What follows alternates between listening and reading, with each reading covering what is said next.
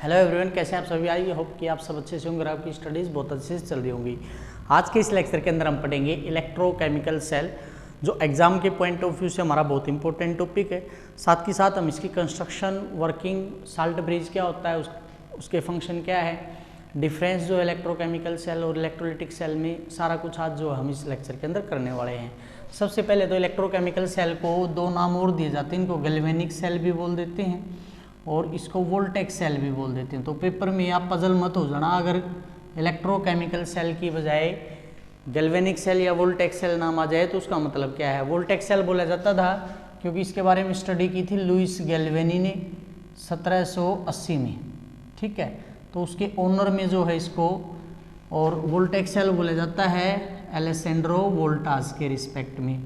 अगर आपको याद हो, एसी आती है हमारी टाटा की, वोल्टास की, और वहाँ पर जो है हमारा इसका यूज़ किया जाता है। ये दिया गया था एलेसेंड्रो वोल्टास के द्वारा, 1800 में इसकी स्टडी की थी। सबसे पहले तो इलेक्ट्रोकेमिकल सेल में आपको दो वर्ड दिखाई दे रहे होंगे, electro plus chemical. Electro stand करता हमारा इलेक्ट्रिकल एनर्जी के लिए और केमिकल स्टैंड करता है हमारा केमिकल एनर्जी के लिए। तो यहाँ पर हमारा क्या निकल के आ रही है डेफिनेशन, इलेक्ट्रोकेमिकल सेल क्या होता है, जो केमिकल एनर्जी को किस में कन्वर्ट करेगा, इलेक्ट्रिकल एनर्जी में। तो डेफिनेशन क्या आएगी, it is a device which is use to convert chemical energy into electrical energy. अब आप इसको ऐसे समझिए, जैसे घर पर आपके इन्वर्टर होगा सभी पे, तो जब लाइट आती है तो क्या होता है, बैटरा जो है अपना या बैटरी जो है अपनी, उसके अंदर केमिकल होता है। जैसे लाइट आएगी तो इलेक्ट्रिकल एनर्जी कन्वर्ट होगी केमिकल एनर्जी के अंदर, और जैसे लाइट चली जाएगी वो जो केमिकल एनर्जी बैटरी के अंदर स्टोर हो गई वो वापिस से किस में कन्वर्ट होगी, इलेक्ट्रिकल एनर्जी के अंदर। तो इसी को क्या बोला जाता है, हमारा इलेक्ट्रोकेमिकल सेल। उसके बाद क्या आती है हमारी कंस्ट्रक्शन। कंस्ट्रक्शन की जब बात की जाए तो जो डायग्राम मैं बनाऊंगा उस डायग्राम से ही आपको सारा का सारा इलेक्ट्रोकेमिकल सेल याद हो जाएगा और साथ के साथ आप कर सको, ठीक है। तो इसके अंदर आपको क्या है, दो बीकर होते हैं इसके अंदर, एक आपको दिखाई दे रहा होगा आपके लेफ्ट हैंड साइड और एक आपको दिखाई दे रहा होगा right hand side. Left and right hand side क्यों यूज कर रहा हूँ मैं, क्योंकि LHS पे जो रिएक्शन होगी वो हमेशा ऑक्सीडेशन ऑफ सेल होगा। तो याद रखेंगे, अगर आपको कोई डायग्राम दे दिया जाए और उसमें आपसे ऑक्सीडेशन ऑफ सेल या रिडक्शन ऑफ सेल पूछ लिया जाए तो आपको केवल LHS और RHS देखना है। RHS जब आप देखेंगे तो RHS का मतलब क्या होगा, रिडक्शन हाफ सेल, ठीक है। जो लेफ्ट हैंड साइड है इसमें हमारी जिंक रोड का इस्तेमाल होता है और जो राइट हैंड साइड होता है इसमें हम कॉपर का लेंगे। जो रोड आप यूज करोगे, जैसे जिंक रोड है भी यहाँ पर एनोड का काम करेगी और जो कॉपर रोड है वो कैथोड का काम करेगी। तो इसके अंदर जो रिएक्शन होगी वो ऐसे होगी कुछ इस प्रकार से, यानी जो इलेक्ट्रॉन फ्लो करेंगे वो कहाँ से कहाँ फ्लो करेंगे, एनोड से कैथोड करेंगे। कन्वेंशनल करंट हमेशा इलेक्ट्रॉन की अपोजिट डायरेक्शन में फ्लो करता है, तो कन्वेंशनल करंट की डायरेक्शन कहाँ से कहाँ होगी, कैथोड से एनोड होगी। ये दो इंपॉर्टेंट क्वेश्चन बन गए आपके कि इलेक्ट्रोकेमिकल सेल के अंदर इलेक्ट्रॉन की डायरेक्शन किस इलेक्ट्रोड से किस इलेक्ट्रोड होती है और करंट की डायरेक्शन किस इलेक्ट्रोड से किस इलेक्ट्रोड होती है। तो A to C जाएगा आपका इलेक्ट्रॉन और C to A आएगा आपका कन्वेंशनल करंट। यहाँ पे याद रखेंगे इसमें दोनों तरफ C है और यहाँ पे पहला पार्ट भी क्या है, C है, यानी कैथोड से कहाँ आएगा, एनोड की तरफ। अब जब रिएक्शन होगी भाई, लगातार रिएक्शन होगी, तो एनोड पे आपको पता है भाई क्या होता है, ऑक्सीडेशन। मैंने आपको पहले भी एक बार एक लोन दिया था भाई, लोन का मतलब क्या था, L है loss of electron. Loss of electron क्या कहलाता है, ऑक्सीडेशन। ऑक्सीडेशन कहाँ पर होता है, एनोड पे, और एनोड पे होता है नेगेटिव चार्ज। तो एक बार आपको इलेक्ट्रोकेमिकल सेल के अंदर लोन याद हो गया तो चाहे कोई भी इलेक्ट्रोकेमिकल सेल आपको दे दिया जाए उसको आप आसानी से याद कर सकते हो। तो लॉस ऑफ इलेक्ट्रॉन कहाँ से हो रहा था, एनोड से कैथोड की तरफ जा रहा है। तो एक चीज़ तो कन्फर्म होगी, हमारी एनोड और एनोड पे क्या हो रहा है, ऑक्सीडेशन। देखो ये मैंने लिखा था ऑक्सीडेशन ऑफ सेल, कहाँ पे होगा, एनोड पे, और एनोड पे कौन सा साइन है, नेगेटिव। तो यहाँ पे हमारा नेगेटिव टर्मिनल हो गया और ये हमारा पॉजिटिव टर्मिनल हो गया, ठीक है। अब जब लगातार इलेक्ट्रॉन फ्लो करते रहेंगे भाई तो क्या होगा, एक साइड इलेक्ट्रॉन बहुत ज़्यादा हो जाएंगे और एक साइड बहुत कम हो जाएंगे। तो क्या होगा, करंट थोड़ी देर में फ्लो करना बंद कर जाएगा।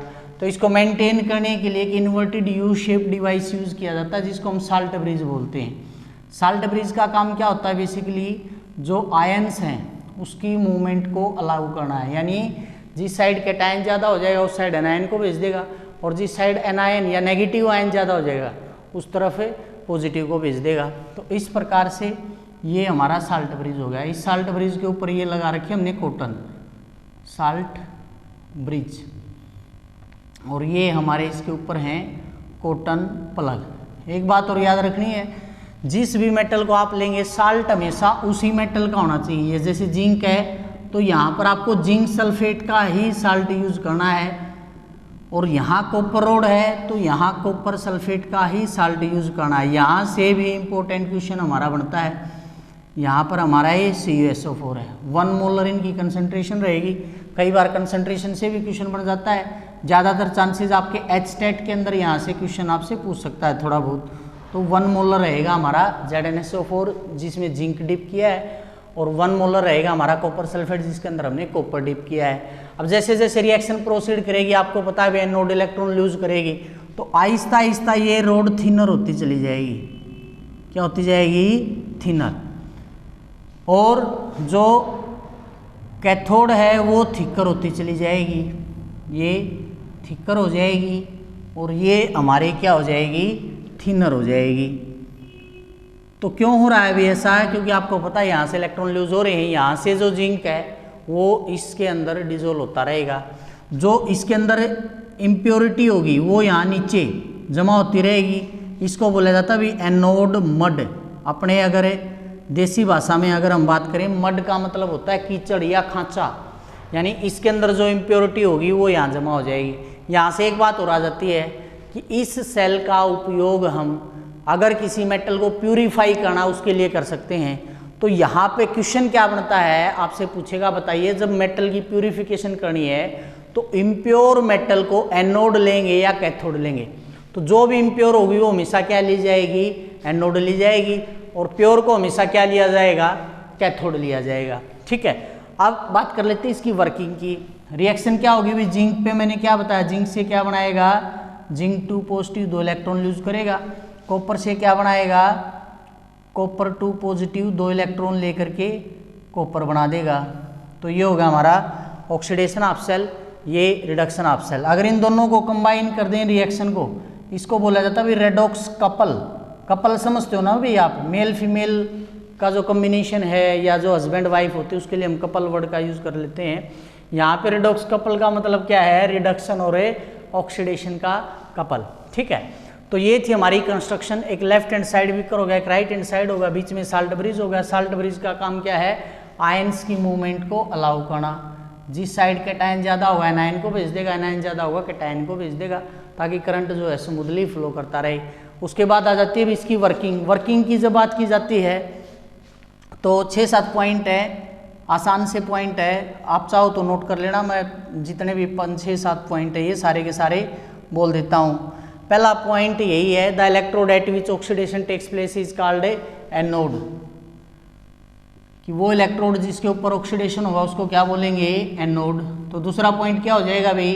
The electrode at which reduction takes place is called cathode. तो फर्स्ट एनोड हो गया जहाँ पे ऑक्सीडेशन होगा, सेकंड कैथोड हो गया जहाँ पे क्या हो गया हमारा? रिडक्शन हो गया। इसके बाद फ्लो ऑफ करंट कहाँ से कहाँ हो रहा है? Anode to cathode. कौन फ्लो करेंगे? इलेक्ट्रॉन फ्लो करेंगे। कन्वेंशनल करंट कहाँ से कहाँ फ्लो करेगा भाई? कैथोड टू एनोड फ्लो करेगा। कैथोड टू एनोड यही यूज़ कर लेते हैं इसको। उसके बाद भाई जिंक रोड जो है ग्रेजुअली बिकम थिनर, वो आहिस्ता आहिस्ता पतली होने स्टार्ट हो जाएगी। कॉपर रोड भाई ग्रेजुअली बिकम थिकर, क्योंकि उसके ऊपर प्योर मेटल डिपॉजिट होती रहेगी। और लास्ट साल्ट ब्रिज का यूज़ किया जाता है ताकि इलेक्ट्रिकल न्यूट्रलिटी को क्या रखा जा सके? मेंटेन रखा जा सके। ठीक है, तो ये थी हमारी इसकी वर्किंग। इसके बाद हम डिटेल में डिस्कस कर लेते हैं साल्ट ब्रिज को। ठीक है,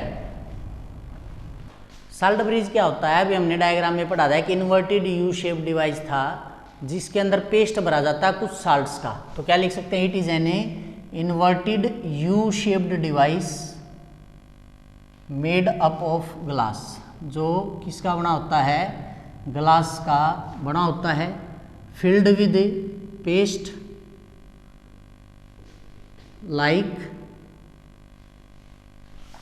वो पेस्ट भी अलग अलग हो सकता है, जैसे Na2SO4, NaNO3, KNO3 ETC, इनमें से कोई भी जो पेस्ट इसका बना होता है। बेसिकली इसका काम मैंने आपको बता दिया। तो नेक्स्ट हेडिंग हमारी यही है, function of salt bridge.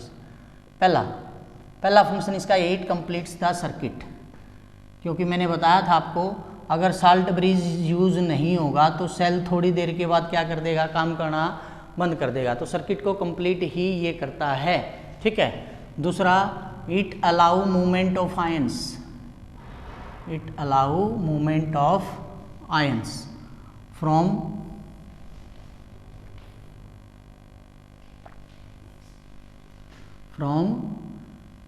One solution to another without mixing two solution. मतलब दो सॉल्यूशन जो हैं उनको आपको मिक्स करने की ज़रूरत नहीं है, लेकिन उनके अंदर जो आयंस की मूवमेंट है वो साल्ट ब्रिज के थ्रू हो जाएगी। और थर्ड जो सबसे इम्पोर्टेंट है, इम्पोर्टेंट तो खैर सारे ही हैं, it maintains the electrical neutrality of solution. ये क्या करता है, इलेक्ट्रिकल न्यूट्रलिटी को मेंटेन करता है, ठीक है। तो ये क्या थे हमारे functions of salt bridge. Haryana board में लगभग 3 नंबर में पूछा जाता है, define salt bridge and right its function. तो आई थिंक ये बिल्कुल आसान है भाई। U shape device made up of glass, जिसके अंदर अलग अलग पेस्ट भरे होते हैं, कैटायन एनायन का कम्बिनेशन होता है, सर्किट को कंप्लीट करता है। मूवमेंट जो आयंस की होगी एक सॉल्यूशन से दूसरे में जाएगी। अभी मैंने ये जो इलेक्ट्रोकेमिकल सेल बनाया था, इसमें यहाँ पे हमने साल्ट ब्रिज बनाया था, तो यहाँ पे मैंने ऐसे निशान लगाया था, तो ये किसकी मूवमेंट को दिखा रहा है कि आयंस की मूवमेंट को। इस तरफ अगर कैटायन ज़्यादा है तो उस तरफ भेज देगा उसको, वहाँ एनायन ज़्यादा है तो उसको इस तरफ भेज देगा, ताकि उसकी मूवमेंट आसानी से उसके, और इलेक्ट्रिकल न्यूट्रलिटी को क्या करता है, मेंटेन करता है। कई बार एक वर्ड और पूछ लिया जाता है, इनर्ट इलेक्ट्रोलाइट क्या होते हैं। इनर्ट का मतलब मैंने पहले भी बता रखा है, अभी जो लेस रिएक्टिव होते हैं उसके लिए किसका वर्ड यूज़ किया जाता है, इनर्ट इलेक्ट्रोलाइट। मतलब एक इनर्ट इलेक्ट्रोलाइट क्या होता है, whose ion do not takes part, whose ions do not takes part in chemical reaction, या इसको और क्या बोल सकते हो, takes part in a redox reactions and do not react with electrolyte used. और जो इलेक्ट्रोलाइट हम यूज़ करेंगे उसके साथ वो रिएक्ट नहीं करेंगे, यानी एक प्रकार से इनर्ट का मतलब हो गया लेस रिएक्टिव, ठीक है। उसके बाद आ जाता हमारा इलेक्ट्रोड पोटेंशियल। क्या जाता है, इलेक्ट्रोड पोटेंशियल। पोटेंशियल का मतलब क्या होता है, अभी किसी की क्षमता, इलेक्ट्रोड मतलब इलेक्ट्रोड की। अब इलेक्ट्रोड के दो ही पोटेंशियल, अभी या तो वो इलेक्ट्रॉन किसी को दे सकता है या किसी से इलेक्ट्रॉन ले सकता है। देने की टेंडेंसी क्या कहलाएगी, ऑक्सीडेशन पोटेंशियल। लेने की टेंडेंसी क्या कहलाएगी, रिडक्शन पोटेंशियल। और ये दोनों टेंडेंसी क्या कहलाएंगी, इलेक्ट्रोड पोटेंशियल। तो डेफिनेशन आई थिंक लिखवाने की जरूरत नहीं है, सीधा बता देता हूँ। Tendency of an electrode to lose और gain electron is called electrode potential. अब मैंने दो तरह का बताया इसको, ऑक्सीडेशन पोटेंशियल और a reduction potential. Basically tendency of electrode to lose electron, electron lose करने की टेंडेंसी क्या कहलाएगी, ऑक्सीडेशन पोटेंशियल। और इलेक्ट्रॉन गेन करने की टेंडेंसी क्या कहलाएगी, रिडक्शन पोटेंशियल। तो एक प्रकार से क्या बोल सकते हैं, ये कोई हमारा इलेक्ट्रोड था, मान लिया M, इसने n number of electron lose करे तो ये क्या बनाएगा, Mn पॉजिटिव। तो ये इसकी कौन सी टेंडेंसी है, ऑक्सीडेशन पोटेंशियल है। कोई भी मेटल हो सकती है, M की जगह पे आप जिंक ले लो, अभी पढ़ा था हमने भाई, जिंक क्या बनाता है, जिंक 2 पॉजिटिव। तो क्या रिएक्शन होगी, जिंक ने क्या करा है, जिंक से क्या बना है, जिंक 2 पॉजिटिव। तो यहाँ पर 2 इलेक्ट्रॉन, तो ये इलेक्ट्रॉन यहाँ की बजाय हम यहाँ दिखा लेते हैं n नंबर ऑफ इलेक्ट्रॉन। एक इलेक्ट्रॉन लेगा तो 1 पॉजिटिव आ जाएगा, 2 लेगा तो 2 आ जाएगा। रिडक्शन पोटेंशियल क्या आ जाएगा, इसका उल्टा। कोई भी मेटल M है या कोई एलिमेंट E है, मान लिया n नंबर ऑफ इलेक्ट्रॉन लेगा E, तो क्या बनाएगा, E नेगेटिव बनाएगा। जैसे अभी पढ़ा था हमने, कॉपर 2 पॉजिटिव अगर 2 इलेक्ट्रॉन लेता है तो क्या बनाता है, कॉपर। तो ये इसका कौन सा पोटेंशियल हो गया, रिडक्शन पोटेंशियल। तो किसी का भी एक प्रकार से अगर कोई मेटल M है या एलिमेंट E है, एक इलेक्ट्रॉन ले रहा है तो उसको बना देंगे हम E नेगेटिव। अगर E नेगेटिव एक और इलेक्ट्रॉन ले लेता है तो क्या हो जाएगा, E2 नेगेटिव। और E2 नेगेटिव एक और इलेक्ट्रॉन लेता है तो क्या बना देगा E3 नेगेटिव। तो एक प्रकार से ये सारे के सारे हमारे कैसे पोटेंशियल हैं, रिडक्शन पोटेंशियल है। क्यों? क्योंकि इलेक्ट्रॉन गेन कर रहे हैं। जबकि ऑक्सीडेशन में क्या दिखा देंगे भाई, ऑक्सीडेशन में मेटल M है, क्या बनाएगी M पॉजिटिव, एक इलेक्ट्रॉन लूज कर दिया। मान लिया M पॉजिटिव ने एक इलेक्ट्रॉन और लूज कर दिया तो M2 पॉजिटिव बना देगी, और M2 पॉजिटिव ने मान लिया एक और इलेक्ट्रॉन लूज कर दिया तो M3 पॉजिटिव बना देगी। तो बेसिकली ये इसके क्या हो गए, ऑक्सीडेशन पोटेंशियल। तो आई थिंक यहाँ तक आपको क्लियर होगा। तो नेक्स्ट है हमारा रिप्रेजेंटेशन ऑफ इलेक्ट्रोकेमिकल सेल। इसके लिए मैंने रफ सा डायग्राम बना लिया जो मैंने आपको अभी समझाया था। तो इस डायग्राम को आपने ऐसे देखना है, आपके सामने ये आपकी लेफ्ट हैंड साइड और ये आपकी राइट हैंड साइड है। लेफ्ट हैंड साइड में ऑक्सीडेशन ऑफ सेल है, राइट हैंड साइड में रिडक्शन ऑफ सेल है। तो जब भी रिप्रेजेंटेशन की बात की जाएगी तो हमेशा लेफ्ट हैंड साइड में किसको रखा जाएगा, एनोड को, जहाँ ऑक्सीडेशन होता है, और राइट हैंड साइड में किसको रखा जाएगा, कैथोड को, जहाँ रिडक्शन होता है। बीच में हमारा साल्ट ब्रिज यूज है, इसके लिए डबल वर्टिकल लाइन होगी। तो सीधा सा एक तरीका हो गया, यहाँ पर जिंक से क्या गया था, जिंक 2 पॉजिटिव, तो मैं जिंक 2 पॉजिटिव। बीच में साल्ट ब्रिज यूज है तो डबल वर्टिकल लाइन यूज करेंगे।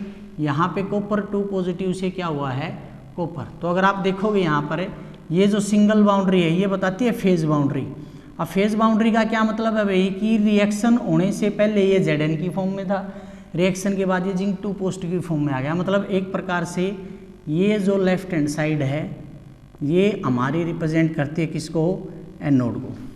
फिर यहाँ पे देख लो भाई, कॉपर 2 पॉजिटिव से क्या गया था, कॉपर। तो ये क्या हमारी राइट हैंड साइड है। राइट हैंड साइड में किसको लिखेंगे आप, रिडक्शन ऑफ सेल को। ये क्या होगी भी हमारी रिडक्शन ऑफ सेल। यहाँ पर भी आपको दिखाई दे रहा होगा भाई, single vertical line phase boundary है, बीच में ये हमारी डबल वर्टिकल लाइन है। डबल वर्टिकल लाइन क्या करती है भाई, रिप्रेजेंट करती है साल्ट ब्रिज को, कि रिएक्शन के दौरान जो है साल्ट ब्रिज का इस्तेमाल किया गया है। यहाँ पर कई बार C1 और यहाँ पर C2 लिखा होता है। ये क्या बताता हमें, इनकी कंसंट्रेशन को बताता है कि इलेक्ट्रोलाइट जो लिया है उसकी कंसंट्रेशन C1 है, दूसरे वाले में कंसंट्रेशन C2 है। तो अगर आप लिखना चाहो तो इसमें रिप्रेजेंटेशन ऑफ इलेक्ट्रोकेमिकल सेल के अंदर क्या लिखोगे, पहला the electrode whose oxidation takes place is written on left hand side. Second point, the electrode whose reduction takes place is written on right hand side. तीसरा, single vertical line represent the phase boundary of the electrode. चौथा, C1 and C2 represent the concentration of ions. और last, double vertical line represent the salt bridge. ठीक है, आ जाएगा समझ में। उसके बाद आता हमारा रेफरेंस इलेक्ट्रोड। क्या आता है, रेफरेंस इलेक्ट्रोड। रेफरेंस इलेक्ट्रोड का मतलब क्या भाई, अब तक हम पढ़ रहे थे एनोड अलग है, कैथोड अलग है, लेकिन जब एक ही मेटल एनोड का काम करे, वही मेटल नहीं इलेक्ट्रोड, जब एक इलेक्ट्रोड एनोड का काम करे, वही इलेक्ट्रोड कैथोड का काम करे, तब उसको क्या बोला जाता है, रेफरेंस इलेक्ट्रोड। मतलब the electrode whose oxidation and reduction takes place simultaneously, हालांकि ये बहुत कम पूछा जाता है भी एग्जाम के अंदर, इतना ज़्यादा कुछ आपका इंपॉर्टेंट है नहीं, फिर भी बता दिया है आपको। ठीक है, तो जब हम रेफरेंस इलेक्ट्रोड यूज़ करते हैं हाइड्रोजन को, इसको यूज़ करते हैं रेफरेंस इलेक्ट्रोड है हाइड्रोजन को, तब उसको बोला जाता है स्टैंडर्ड हाइड्रोजन इलेक्ट्रोड। क्या बोलेंगे उसको, standard hydrogen electrode. Short form में क्या बन गया इसका, SHE, या इसको और भी बोला जाता है, इसको नॉर्मल हाइड्रोजन इलेक्ट्रोड भी बोल देते हैं। क्या बोल देते हैं इसको, नॉर्मल हाइड्रोजन इलेक्ट्रोड। कई बार पूछ लिया जाता है स्टैंडर्ड हाइड्रोजन इलेक्ट्रोड की वैल्यू कितनी होती है, कई बार एग्जाम में आ भी चुका है। तो स्टैंडर्ड हाइड्रोजन इलेक्ट्रोड जो हाइड्रोजन के लिए माना गया है वो 0.0 वोल्ट माना गया है। जब बात की जाती है रिएक्शन की, तो इसमें प्लेटिनम जो है, प्लेटिनम ब्लैक जो है एज रेफरेंस इलेक्ट्रोड यूज होता है। तो एनोड और कैथोड दोनों का काम प्लेटिनम करता है। एनोड पे आपको पता है ऑक्सीडेशन होता है, तो H2 क्या बनाता है, 2H पॉजिटिव, 2 इलेक्ट्रॉन लूज करके। कैथोड पे रिडक्शन होता है, तो जो 2H पॉजिटिव है वो दोबारा से 2 इलेक्ट्रॉन लेके क्या बनाता है, H2 बनाता है।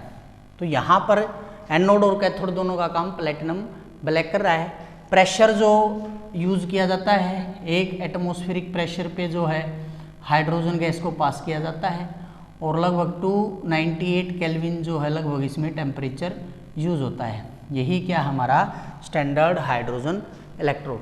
इसके बाद यहाँ से क्वेश्चन बन सकता है, कई बार क्या करेगा, आपको इलेक्ट्रोकेमिकल सेल दे देगा, 3 अलग अलग कंडीशन पूछ लेगा आपसे। सबसे पहले तो जो वोल्टेक सेल होता है ना बेटा, या गैल्वेनिक सेल होता है, या हमारा इलेक्ट्रोकेमिकल सेल होता है, उसकी वोल्ट याद रखनी है आपको 1.10 वोल्ट प्रोड्यूस करता है। मतलब इस रिएक्शन के दौरान जो पोटेंशियल जनरेट होगा, जो वोल्ट आएगा वो कितना होगा 1.10 वोल्ट।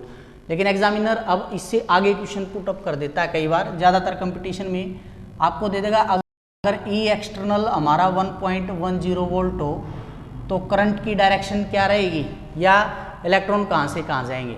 अब ये जनरेट कितना कर रहा है 1.1 वोल्ट बाहर से। ई एक्सटर्नल का मतलब क्या है भाई, बाहर से जो मैंने इसको पोटेंशियल दिया है, मैं यहाँ दिखा देता हूँ, यहाँ बाहर से मैंने पोटेंशियल दे दिया 1.10 वोल्ट। तो क्या होगा, यहाँ से 1.10 आ रहा था, बाहर से मैंने 1.10, दोनों एक दूसरे को कैंसिल आउट, तो कोई करंट फ्लो नहीं करेगा।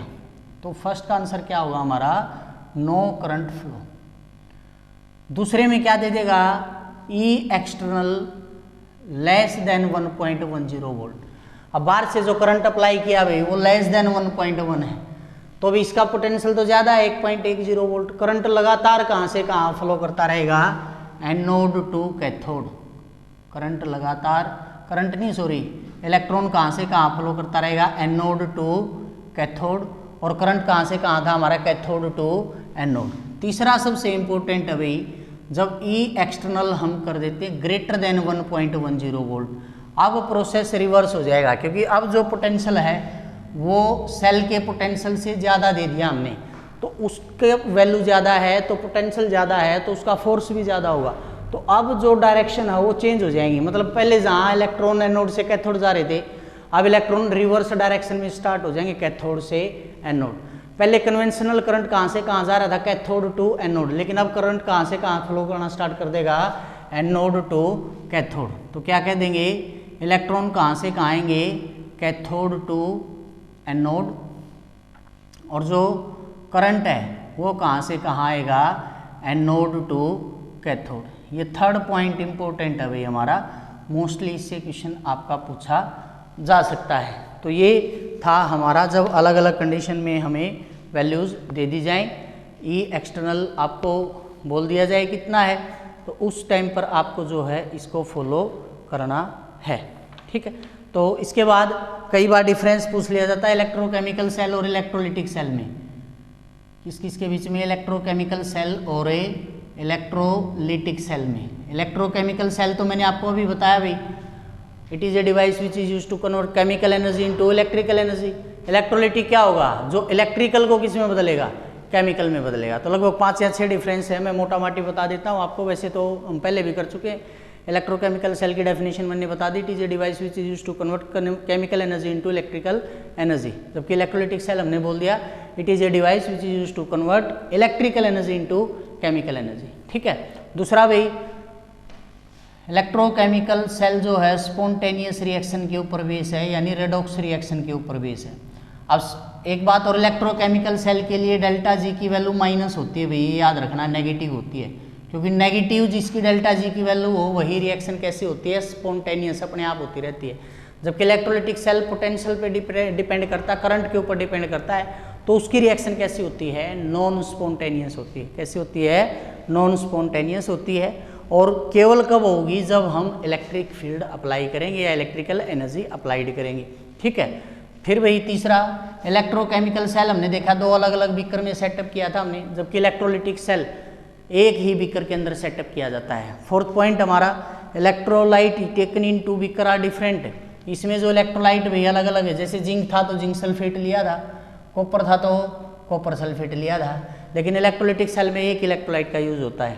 ठीक है, नेक्स्ट है जो इलेक्ट्रोड लिए जाते हैं, ये जिंक था वो कॉपर था, तो अलग अलग मटेरियल के लिए जाते हैं, जबकि इलेक्ट्रोलिटिक सेल के अंदर जो इलेक्ट्रोड लिए जाते हैं वो सेम लिए जाते हैं। ठीक है, इसमें जहाँ ऑक्सीडेशन होता है उसको क्या बोलते हैं आपा, एनोड, जबकि उस तरफ जो एनोड कनेक्टेड होगा नेगेटिव पोल से उसको क्या बोलेंगे, एनोड। ठीक है, फिर भी ये इसमें हमारा साल्ट ब्रिज का यूज होता था इलेक्ट्रोकेमिकल सेल के अंदर, और इलेक्ट्रोलिटिक सेल के अंदर हमारा साल्ट ब्रिज का यूज नहीं होता। ठीक है, तो ये था आपका छोटा सा लेक्चर।